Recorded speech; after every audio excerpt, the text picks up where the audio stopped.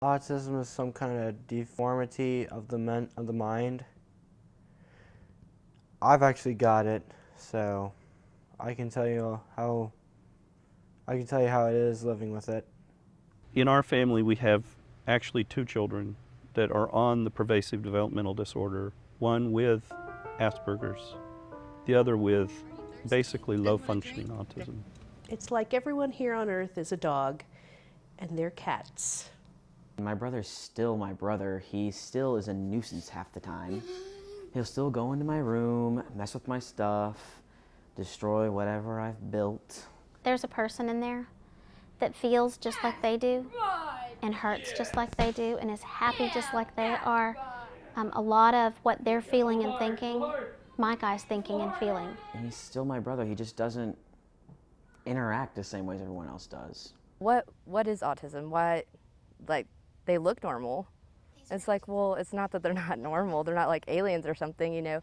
They just have a different concept of learning and a different concept of just mainly in their own world. Asperger's syndrome is a child that has high ability in school, high math ability, science ability, but has a problem with social aspects, just cannot connect with people. Some people with autism just, including me, think that the world revolves around them. For my child with Asperger's, one of my favorite stories is he had a wet swimsuit on, and I always have them throw their wet swimsuits in the dryer. Well, on this particular day, I had the dryer full of clean clothes. So when he came in, I said, "Oh, please just put your swimsuit on the floor because there are clothes in the dryer." And he looked at me and said, "Mom, where's the floor?" And I had labeled everything in my house so he knew what everything was called, but I had never put a label on the floor. 1, 2, 3. Perfect. 3. 2 for you. 1, 2, 3, 4. 2. Hey, bummer. Jacob was getting his hair cut one time, and it was painful for him to get his hair cut, and I'm not sure why that is, something about his sensory issues. But he was 4 years old, and he was sitting in his daddy's lap, and he was screaming. And at one point, he reared back when she cut his hair, and he nearly knocked his dad out. He hit him in the chin. And it was a big fuss. Now, the other people in the place, I thought they all knew. I thought it was fairly obvious that Jacob was autistic or had a problem. He was 4 years old. It didn't take long to tell. But a grandfather looked over at his son and said, where we could hear it, "I'm so glad you don't act like that. You know, you've grown up. You don't act like that anymore."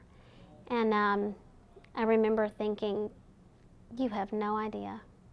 You have no idea.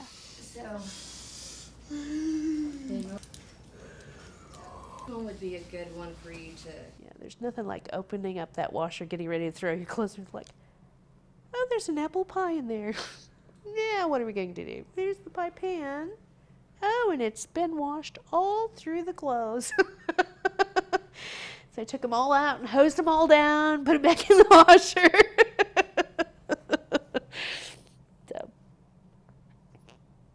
But that was James he liked to watch things spin.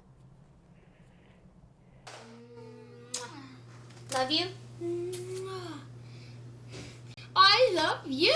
I love you too. All right. Night-night. Say goodnight. Good night.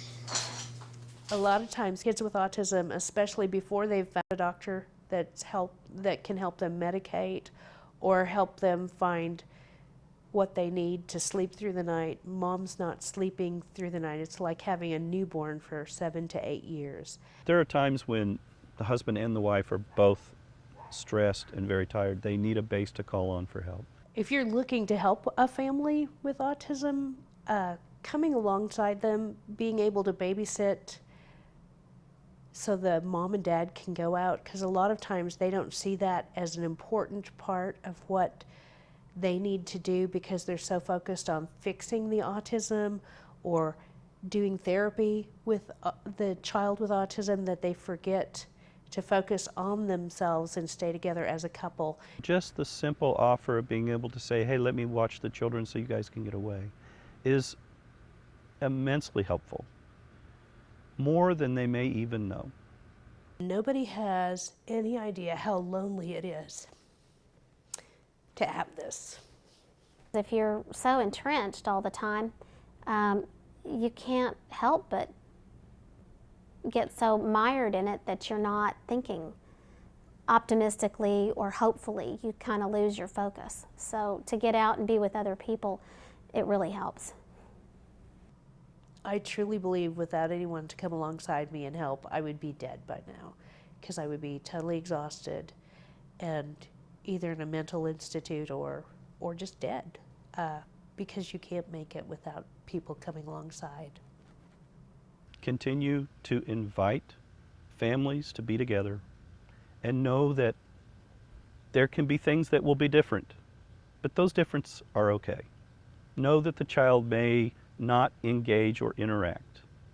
The child may want to have a place to go throw things around and make a mess, and that's okay. One of the good things about having a support group is finding doctors, dentists, barbers, people that will work with your children.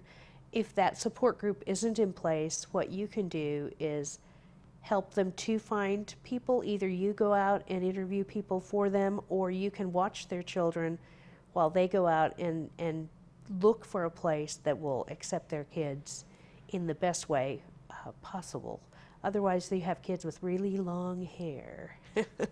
That's what kind of melts my heart, is that they can't do anything about it. This is it. And this is their kid, and they love their kid, and so they have to do this.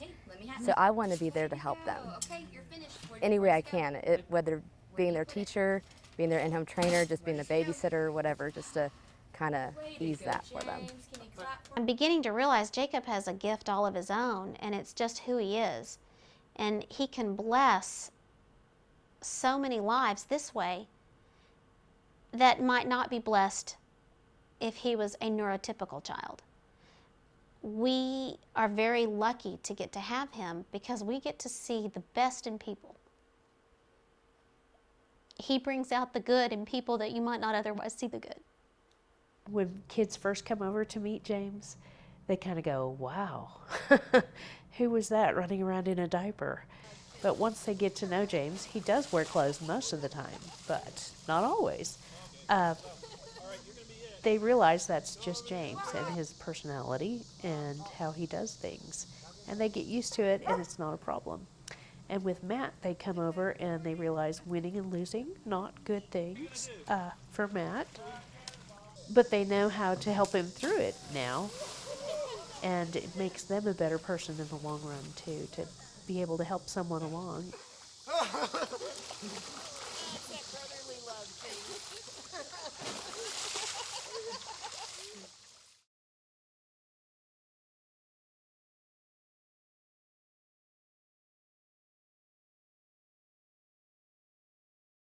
Eat my ears and lick my mouth. Man, he's too bad. And he's so sad. What? You want me to write it down? I think he's just doing it for the camera. Mm-hmm. Because he's grinning from ear to ear. Eat my lips and lick my mouth.